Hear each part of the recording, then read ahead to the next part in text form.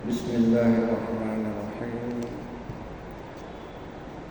Assalamualaikum warahmatullahi wabarakatuh.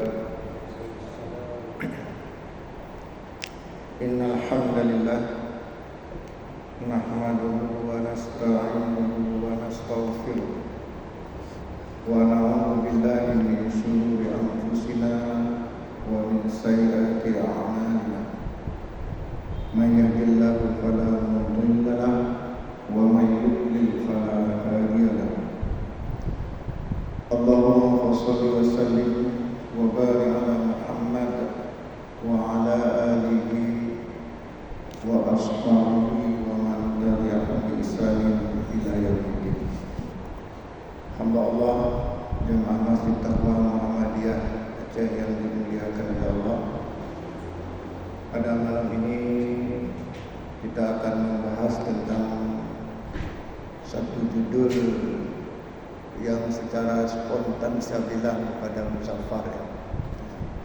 Tanya apa judulnya, tidak sanggup saya pikir, saya bilanglah pemuda ahlul masjid ya, penting ada judul ya. Tetapi kemudian saya teringat dengan sebuah hadis dari sahabat Abu Hurairah radhiyallahu anhu yang diriwayatkan oleh Imam Bukhari dan Imam Muslim dari Nabi sallallahu alaihi wasallam, dari Nabi sallallahu alaihi wasallam qala, Nabi sallallahu alaihi wasallam bersabda, kata Nabi, sab'atun, ada 7 golongan ya, yudhilluhumullah fi dhillihi yauma la dhilla illa dhilluh. Jadi kata Nabi, ada 7 golongan di mana Allah akan melindungi 7 golongan ini pada hari kiamat,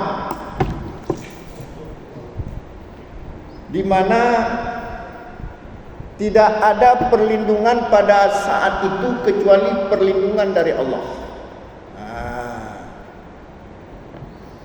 Jadi kata Nabi, ada 7 golongan di mana Allah akan melindungi 7 golongan ini pada hari kiamat, di mana tidak ada perlindungan kecuali perlindungan dari Allah. Siapa saja mereka? Nanti akan ada di antaranya nanti tentang pemuda. Di antara 7 itu nanti ada tentang pemuda. Yang pertama kata Nabi, al-imam al-adil, al-imamul adil, imam yang adil. Ya, jadi imam yang adil, ya, apakah dia qadhi atau pemimpin, adil dalam memutuskan perkara umat, maka imam seperti ini akan dilindungi oleh Allah. Tapi bagaimana dengan imam yang lain yang berpihak kepada dompet misalnya, ya, atau berpihak kepada apa selain dompet apa? Artinya dia tidak adil. Maka imam seperti ini akan celaka. Ya, kita tidak membahas panjang lebar tentang imam yang adil ini. Yang penting yang pertama kata Nabi tadi apa? Ada 7 golongan ya, di mana Allah akan melindungi 7 golongan itu pada hari kiamat, di mana tidak ada perlindungan saat itu kecuali perlindungan dari Allah. Yang pertama tadi apa? Al-imamul adil, imam yang adil. Yang kedua, wasyabun nasya'a bi ibadatillah, seorang pemuda yang selalu beribadah kepada Allah. Nah, ini sudah mulai bau-bau tadi apa dengan judul tadi ya. Tadi judulnya apa? Pemuda ahli masjid. Nah, yang kedua ini sudah mulai bau-bau arah sana. Jadi yang kedua kata Nabi, seorang pemuda yang selalu beribadah kepada Allah. Dan kita tahu ibadah yang paling utama itu di masjid. Ya, sab'atun yudhilluhumullahu fi dhillihi la dhilla illa dhilluhu. Yang pertama al-imamul adil, yang kedua wasyabbun nasya'a bi ibadatillah. Sudah dua. Yang ketiga apa? Siapa tahu? Ini Ustaz ni pasti tahu. Ustaz ketua pemuda ni. Wa rajulun qalbuhu mu'allaqun fil masajid. Seorang laki-laki yang hatinya terikat dengan masjid. Nah, kalau laki-laki ini itu enggak dibatasi dengan umur, bisa pemuda, bisa orang tua. Yang selalu terikat dengan masjid. Kalau enggak pergi ke masjid enggak enak badannya. Kalau sudah pergi ke masjid sudah puas. Nah, wa rajulun qalbuhu mu'allaqun fil masajid. Seorang laki-laki yang hatinya terikat kepada masjid. Terikat kepada masjid. Bukan hanya untuk salat. Apapun kegiatan termasuk rapat dibuat di mana? Masjid. Membersihkan masjid. At-tahira baiti lit-ta'ifina wal 'akifina wal rukai sujud, kata Allah. Bersihkanlah rumahku untuk orang-orang yang tawaf, i'tikaf, dan untuk rukuk dan sujud atau salat. Jadi laki-laki itu datang ke masjid bukan hanya sekedar salat, membersihkan masjid, buat rapat di masjid, makan-makan di masjid, dan lain-lain. Jadi yang ketiga siapa tadi? Wa rajulun qalbuhu mu'allaqun fil masajid. Seorang laki-laki yang hatinya terikat dengan masjid. Ya, kalau kita apa? Sering seorang laki-laki yang hatinya terikat dengan warung kopi. Ya, barapan di warung kopi, ya, papa di warung kopi, ya, bukan nggak boleh. Ya. Sudah berapa? 3. Yang keempat apa? Wa rajulan tahabba fillah ijtama'a alaihi wa tafarraqa alaihi. Dua orang laki-laki yang saling menyayangi karena Allah. Bukan menyayangi dalam tanda petik yang lain, ya. Itu sudah LGBT itu. Tapi seorang laki-laki yang saling berkasih sayang karena Allah, bertemu karena Allah, berpisah karena Allah. Nah, ini ternyata nih yang model seperti ini mendapat perlindungan insyaallah pada hari kiamat. Tapi kita kadang-kadang enggak. Sayang kita bukan karena Allah kadang-kadang. Karena apa? Karena kepentingan. Sering menjadi orang yang disayangi Allah kadang-kadang kita benci, orang yang dibenci oleh Allah karena kita sayang karena kepentingan. Padahal Nabi mengatakan awsaqul ural iman, tali iman yang paling kokoh adalah al-muwalatu fillah, berwala karena Allah. Berwala itu apa? Ya, berwala itu diantaranya berkasih sayang, berteman. Al-muwalatu fillah wal mu'adatu fillah, bermusuhan karena Allah. Wal hubbu fillah, mencintai karena Allah. Wal bughdu fillah, membenci karena Allah. Nah, itu dia. Itu tali iman yang paling kokoh. Para ulama mensyarah hadis ini katanya begini, kasih sayang kita dengan sesama manusia itu mengikuti kasih sayang Allah. Contoh gini, Allah sayang enggak sama orang enggak salat? Sayang enggak sama orang enggak salat? Enggak, jelas enggak. Kita juga jangan sayang sama dia, sekedar teman aja. Misalnya hari ini dia enggak salat, Allah sayang enggak sama dia? Enggak, kita juga enggak sayang. Besok dia salat, Allah sayang enggak sama dia? Sayang, kita balik sayang. Allah benci enggak dia menipu? Benci. Kita juga benci sama dia. Tapi sebatas penipuannya. Terus sorenya dia bertobat, Allah sayang sama dia, kita juga sayang. Jadi sayang kita itu mengikuti, sayang dan benci kita mengikuti Allah. Itu awsaqul ural iman, tali iman yang paling kokoh. Tapi kita kadang-kadang enggak. Jelas-jelas musuh Allah, tapi kita sayang sama dia. Banyak ayat yang menjelaskan, di antaranya Muhammadur Rasulullah walladzina ma'ahu asyiddau 'alal kuffar ruhama bainahum. Muhammad itu Rasulullah dan orang-orang yang bersamanya termasuk kita tegas terhadap orang kafir, karena itu musuh Allah. Ruhama bainahum, berkasih sayang dengan sesamanya.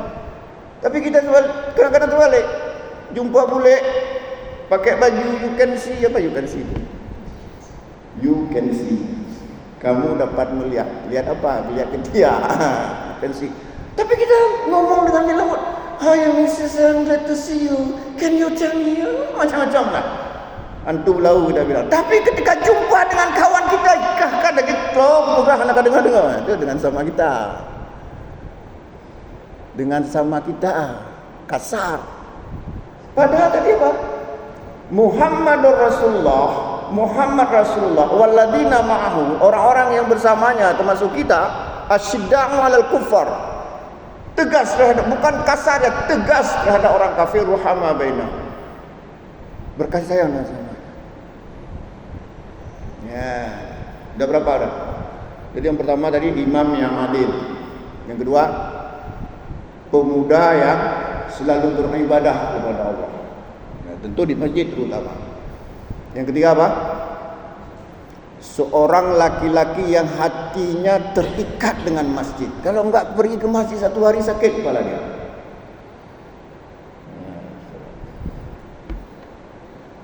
Yang ketiga, yang keempat, dua orang laki-laki berkasih sayang karena Allah, bertemu karena Allah, berpisah karena Allah.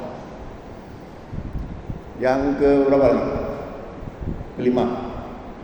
Warajulun da'atsu imra'atun dhatu mansabin wa jamalin faqal inni akhafullah. Nah, ini apa artinya itu? Apa artinya Ustaz?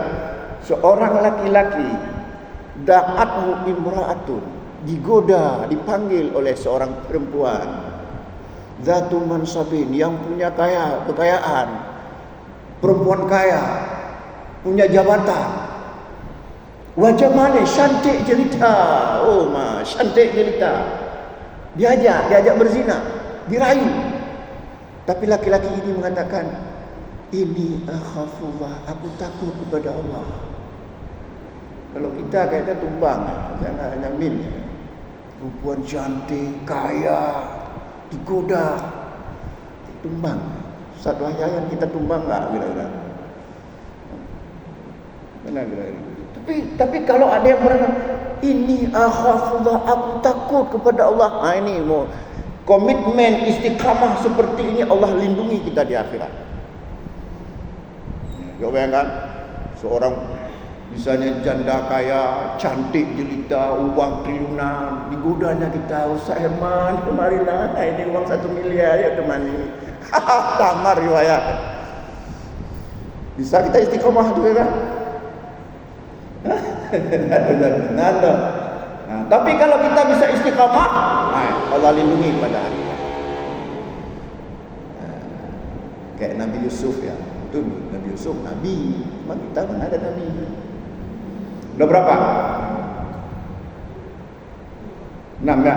5. Warajulun tasaddaqa bisadaqatin fa akhfaha hatta la ta'lamu shimaluhu ma tunfiqu yaminuhu. Seorang laki-laki yang dia berinfak tapi menyembunyikan infaknya, sehingga tangan kirinya tidak mengetahui apa yang diinfakkan oleh tangan kanannya. Begitu dia menjaga agar tidak jadi riya. Kita kadang-kadang enggak puas kalau enggak diketahui oleh orang lain kita berinfak. Kalau lupa dicatat nama kita, marah, apa hananan lona. Tapi laki-laki ini dia sembunyikan, sehingga tangan kiri tidak mengetahui apa yang diinfakkan oleh tangan kanannya. Begitu tersembunyi. Dulu ada teman saya cerita, dia salat di Masjidil Haram. Tiba-tiba ketika dia bangun dari sujud sudah ada bungkusan. Kemudian bertulis, hadalaka ya akhi, ini untukmu hai saudaraku. Tulis dulu. Enggak diketahui siapa yang kasih di dalam bungkusan. Kenapa bersedekah seperti itu? Tetap menyembunyikan. Walaupun iklan itu dibolehkan asal bisa menjaga hati. Tapi kadang-kadang itulah setan itu. Ya. Susah kita menjaga hati kalau terlalu elan-elan. Misalnya saya yang menginfakkan bantuan ke masjid ini 100 juta. Senang kalau diketahui oleh orang lain 100 juta. Hati-hati bisa terjebak kepada riya. Dan riya ini yang kadang-kadang sangat halus sampai Nabi mengatakan asyirkul asghar kadabibil namli, kadang-kadang itu seperti jejak semut hitam.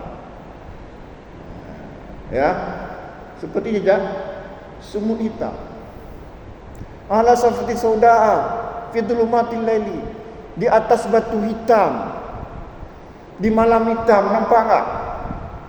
Semut hitam di atas batu hitam di malam hitam. Kadang-kadang samar sekali itu syirik khafi, itu riya itu.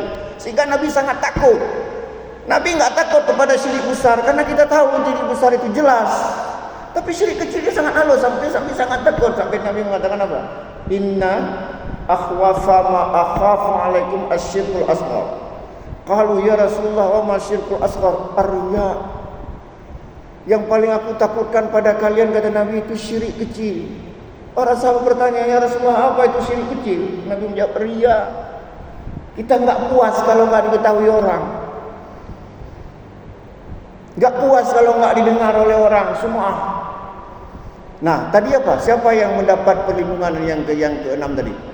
Seorang laki-laki, dia bersedekah dan menyembunyikan sedekahnya atau infaknya sehingga tangan kirinya tidak mengetahui apa yang diinfakkan oleh tangan kanan. Kita memang manusia ni, kita ni suka pamer semuanya. Dalam segala hal. Naik haji, kasih nama haji. Pernah dengar ada Haji Umar bin Khattab? Haji Imam Syafi'i? Ada? Haji Abu Bakar? Enggak ada. Haji itu sebenarnya ibadah kita. Jadi enggak ada gelar. Kita kalau hafal Quran gelar Al-Hafiz, senang kita Al-Hafiz. Bukan enggak boleh, tapi hati-hati. Dan enggak ada gelar seperti itu dalam Islam. Kita buat-buat saja. Kita takut nanti kena punya riya tadi. Enggak ada orang hafal Quran 30 juz bergelar Hafiz, enggak ada dalam khazanah keilmuan Islam. Al-Hafiz itu adalah orang yang mampu menghafal 100.000 hadis. Itu mendapat gelar Al-Hafiz, seperti Al-Hafiz Ibnu Hajar Asqalani, Al-Hafiz Ibnu Katsir, Al-Hafiz Adz-Dzahabi. Menghafal 100.000 hadis itu diberi gelar Al-Hafiz. Bukan hafal Quran. Para ulama dulu biasa hafal Quran 7 tahun. Enggak ada gelar Al-Hafiz. Kita sih Al-Hafiz. Sekarang aneh lagi pakai kalau hafal Quran itu bersanad. Sanad, menghafal Quran itu enggak perlu sanad. Yang perlu sanad itu hadis untuk mengecek kesahihan. Kalau menghafal Quran itu enggak perlu sanad. Kenapa? Al-Quran ini sudah dijaga oleh Allah. Inna nahnu nazzalna dzikra wa inna lahu lahafizun. Sesungguhnya kamilah yang menurunkan Al-Quran dan kami pula yang menjaganya. Jadi enggak perlu sanad. Ini untuk supaya hebat-hebat gaya-gaya bersanad ini pulang. Hafal Quran siapa aja yang bisa hafal, dia sudah buka lembaga tahfidz. Ini udah kena ngetik. Berarti gaya-gayaan. Saya bukan mengatakan enggak boleh, tapi hati-hati. Nanti kita terjebak kepada riya. Ya, udah berapa? 6, satu lagi ya. Wa rajulun dzakarallahu khalian fafadat ainahu. Yang ketujuh yang mendapat perlindungan Allah di akhirat adalah seorang laki-laki yang dia berzikir kepada Allah di malam yang sepi sampai meneteskan air matanya. Mengingat Allah, maksudnya mengingat Allah. Bangun tengah malam salat tahajud, dia ingat Allah. Maka orang seperti ini, 7 golongan ini, yudilluhumullahu fi dhillihi la dhilla illa dhilluhu. 7 golongan yang mendapat perlindungan Allah pada hari kiamat, di mana tidak ada perlindungan kecuali perlindungan dari Allah pada saat itu. Ya. Kemudian hamba Allah. Jadi kalau kita hayati hadis tadi, ada enggak kaitannya dengan pemuda ahli masjid tadi? Ada. Pertama, ada satu golongan di situ, wasyabun nasya'a bi ibadatillah. Seorang pemuda yang selalu beribadah kepada Allah. Dan tentu saja terutama di masjid. Kemudian warajulun qalbuhu mu'allaqun fil masajid. Seorang laki-laki yang hatinya terikat dengan masjid. Laki-laki itu juga diantaranya para pemuda. Maka pemuda yang hatinya terikat dengan masjid, selalu beribadah di dalam masjid, maka itu akan mendapat perlindungan dari Allah. Selalu beribadah. Cuman masalahnya sekarang apa pengertian ibadah? Nah, ini kita di Muhammadiyah agak beda sedikit. Kita ibadah itu fokusnya bukan hanya pada ibadah mahdhah, tapi juga ibadah ghairu mahdhah. Buat rapat untuk memecahkan persoalan umat itu ibadah, tapi ibadah ghairu mahdhah. Jadi seorang laki-laki buat rapat, misalnya pemuda Muhammadiyah buat rapat untuk memecahkan persoalan umat, itu juga seorang laki-laki seorang pemuda yang selalu beribadah kepada Allah. Ya, ibadah ghairu mahdhah. Maka kalau kita baca firman Allah surat Ad-Dariyat ayat 56, ya, wa ma khalaqul jinna wal insa illa liya'budun. Kata Allah, tidak aku ciptakan manusia dan jin kecuali untuk beribadah kepadaku. Para ahli tafsir, kalau kita buka tafsir Ibnu Katsir, tafsir As-Sa'di dan lain-lainnya, itu dijelaskan bahwa itu bukan hanya ibadah mahdhah saja. Allah enggak menciptakan kita untuk salat saja, berzikir saja, puasa enggak, tapi juga mencakup ibadah ghairu mahdhah. Kalau begitu apa pengertian ibadah ghairu mahdhah? Yang kemudian di Muhammadiyah dikenal dengan kesalehan sosial. Apa itu ibadah ghairu mahdhah? Ibadah ghairu mahdhah adalah, kalau ibadah mahdhah apa? Jadi ada ibadah mahdhah, ada ibadah ghairu mahdhah. Apa bedanya? Kalau ibadah mahdhah, saya jelaskan dulu sedikit ya, supaya enak nanti menjelaskan ibadah ghairu mahdhah. Ibadah mahdhah itu ibadah yang tertentu. Tertentu apanya? Pertama waktunya. Nah, salat maghrib kapan waktunya? Ya. Salat maghrib itu ketika tenggelam matahari hingga malam yaghib syafa', hingga belum hilang warna merah. Jadi kalau kita salat maghrib sebelum matahari terbenam enggak sah karena waktunya tertentu. Waktu dhuhri idza zalatis syamsu wa kana bil rajuli kaqulihi malam yahduril as. Waktu zuhur itu ketika tergelincir matahari hingga bayang-bayang seorang laki-laki sama panjang dengan badannya. Itu ibadah mahdhah, tertentu waktunya. Yang kedua apa? Tertentu tempatnya. Salat itu di mana tempatnya? Salat itu kan ibadah mahdhah, tertentu tempatnya. Di mana tempat salat? Enggak boleh sembarangan salat, kita harus jelas tempatnya. Nah, kata Nabi, al-ardu kulluha masjidun ilal hamama wal maqbarata. Bumi ini semuanya masjid kecuali tempat permandian dan pekuburan.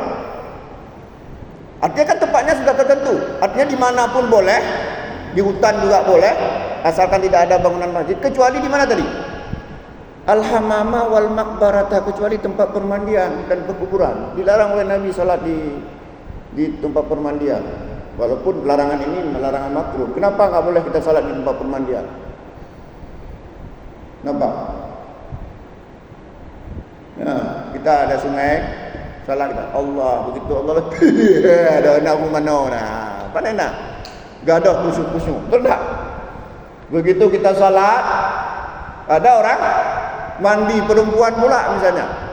Maka jangan salat di situ. Kemudian pekuburan, kenapa pekuburan enggak dilarang Nabi oleh salat di situ? Karena kuburan itu tempat setan. Ada yang bantah saya dulu. Mana ada ustaz kuburan itu tempat setan? Baik, kita pergi kuburan malam ini yuk. Enggak mau pula dia. Apa kata Nabi? La taj'alu buyutakum maqabira. Jangan jadikan rumahmu seperti kuburan. Ada apa? Fa innal baita tuqrahu fihi suratul Al-Baqarah la yadkhuluhu syaitan. Sesungguhnya rumah yang sering dibacakan di dalamnya surat Al-Baqarah tidak akan dimasuki oleh syaitan. Itu maknanya apa? Kalau di rumah kita enggak ada ngaji-ngajinya, seperti kuburan, yaitu tempat syaitan. Kenapa kuburan itu tempat syaitan? Kadang-kadang kita yang menjadikan kuburan tempat syaitan. Makanya kan kita sering bilang kita kan ada tanah pekuburan. Jangan kita jadikan tempat kuburan kita itu tempat syaitan. Caranya bagaimana? Kita bersihkan, kita buat taman. Jadi kita buat taman, kita tanam bunga-bunga cantik. Tapi kalau kita terbiarkan terbengkalai, jadi tempat setan akhirnya. Kita tanam bunga-bunga, kita buat kayak taman. Jadi begitu ada orang meninggal, orang duduk kayak di taman sambil menunggu dikebumikan. Jangan sampai angker begitu. Yo kadang-kadang kuburan bak kayu kayak tu mantung tamu kena merinding kita. Ya. Jadi waktunya, tempatnya, pakaiannya, tata caranya, bacaannya dan sebagainya itu ibadah mahdhah. Nah, ibadah ghairu mahdhah apa? Apapun yang berhubungan dengan keduniaan, termasuk kita berorganisasi, buat rapat, buat kenduri macam-macam kegiatan. Apapun hal yang bersifat keduniaan tapi diniatkan mencari redha Allah, maka itu bernilai ibadah ghairu mahdhah. Contohnya apa? Saya tanya sekarang, nyuci itu ibadah bukan? Nyuci. Seorang istri nyuci baju suaminya ibadah bukan? Enggak, mana pula ibadah? Kamu hanya mengandu-andu, hanya ibadah, kamu tidak ibadah. Itu bukan Sairman, anak. Nyuci bukan ibadah.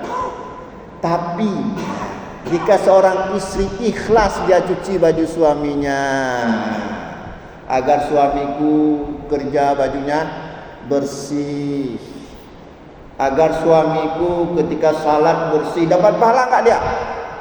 Itu baru ibadah. Tapi kalau dia nyuci sambil ngutuk-ngutuk, dia nyuci ngutuk-ngutuk tinggal pakai aja diinjak-injak lagi, pakai celana kurang-kurang bersih memang, bahkan lebih bersih dari injak-injak, tapi hatinya dongkol. Dapat pahala enggak dia? Enggak, itu tidak ibadah. Ya, termasuk kesalahan sosial kita buat lembaga pendidikan, ikhlas enggak karena Allah? Kalau ikhlas baru ibadah.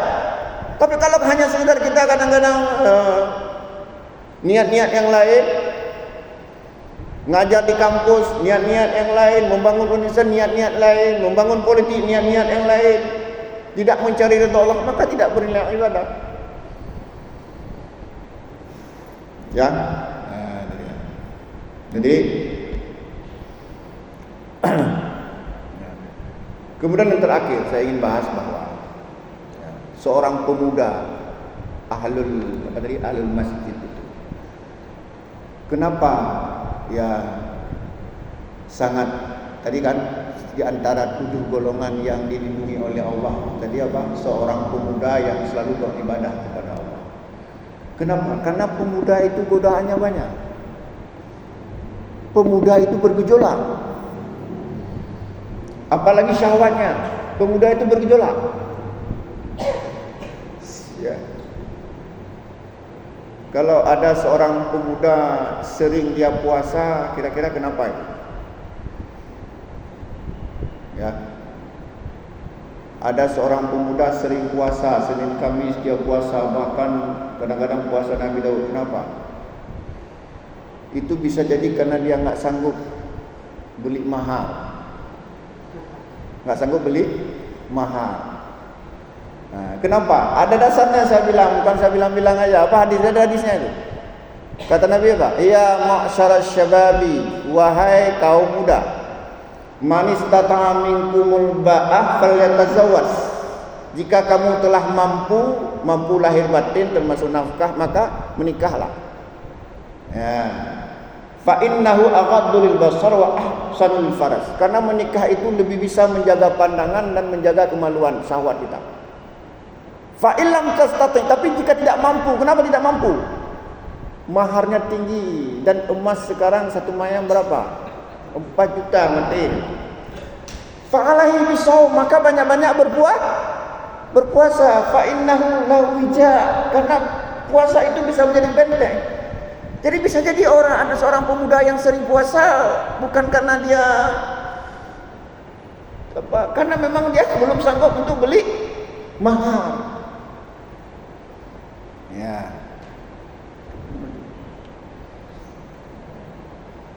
Nah, kemudian seorang pemuda yang selalu dia beribadah kepada Allah. Karena namanya maut itu kadang-kadang tidak melihat muda atau tua. Risikonya kadang-kadang kalau kita meninggal muda, kadang-kadang kita tidak siap akhir dari kematian kita. Karena dalam sebuah hadis Nabi bersabda, innamal a'malu bil khawatim. Binnya ada juga. Innamal a'malu bil khawatim. Sesungguhnya amal itu tergantung pada penutupnya. Paham maksudnya? Dulu biasanya kita rajin beribadah, ya, rajin. Ketika mau meninggal, tenggen misalnya, ini hati-hati. Kita awalnya seorang pemuda yang rajin beribadah. Ketika mau meninggal, sedang berzina, hati-hati. Allah melihat akhir dari kehidupan kita, walaupun sebelumnya diperhitungkan juga. Ya, jadi innamal a'malu bil khawatim, sesungguhnya amal itu dilihat pada penutupnya. Maka sebagaimana coba kita perhatikan satu hadis ini, kata Nabi, inna rajulan, sesungguhnya ada seorang laki-laki, la ya'malu amalan min ahlin nar fima yubdulin nas, dia beramal dengan amalan penduduk neraka sebagaimana dilihat oleh manusia. Kalau kita tanya siapa dia itu, semua orang mengatakan itu manusia neraka jahanam, anak haram dan tak apa-apa. Enggak ada seorang pun mengatakan dia orang baik. Tapi kata Nabi, wa huwa min ahli jannah, sesungguhnya dia penghuni surga. Kenapa? Padahal kalau kita tanya sama orang, semua mengatakan dia orang jahat, mungkin tato penuh badannya. Tapi kata Rasulullah, wa huwa min ahli jannah, sesungguhnya dia itu penghuni surga. Kenapa? Karena akhir hidupnya dia bertobat. Kan tadi kan innamal a'malu bil khawatim, sesungguhnya amal itu tergantung pada penutupnya. Ketika dia tutup ajalnya, dia bertobat kepada Allah dengan sebenar-benarnya, Allah mengampunkan dosanya. Apa kita? Demikian juga kata Nabi, wa inna rajulan, sesungguhnya ada seorang laki-laki, la ya'malu amalan min ahli jannah fima yubdulin nas, dia beramal dengan amalan penduduk surga sebagaimana dilihat oleh manusia. Kalau kita tanya siapa dia, oh dia malaikat, itu aulia 7, 8, 100 lah, macam-macam dibilang, macam-macam gelar dia. Orang baik semua mengatakan dia.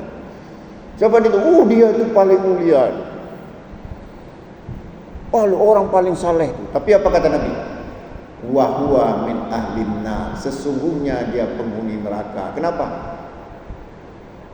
Karena di akhir hayatnya dia berubah dari saleh menjadi salah. Maka lebih bagus mantan preman daripada mantan ustaz.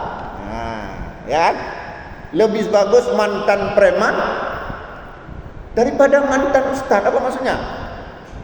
Kalau mantan preman sudah jadi ustaz, kayak saya lah, tapi nggak berat kali. Dulu saya agak reman sedikit, jadi kemudian jadi ustaz. Mudah-mudahan sampai penutup amal jadi ustaz juga. Jangan berubah lagi jadi preman, jadi reman lagi. Lebih bagus kita mantan preman daripada mantan. Kalau mantan ustaz, dulunya ustaz, sekarang toke sabu-sabu, bahaya. Ya, ada yang mau bertanya? Kalau nggak kita akhiri. Ya, udah mau maghrib, udah mau isya nih. Saya rasa nggak ada yang bertanya ini. Ini yang hadir sini para ulama, yang mudah-mudahan ada manfaatnya.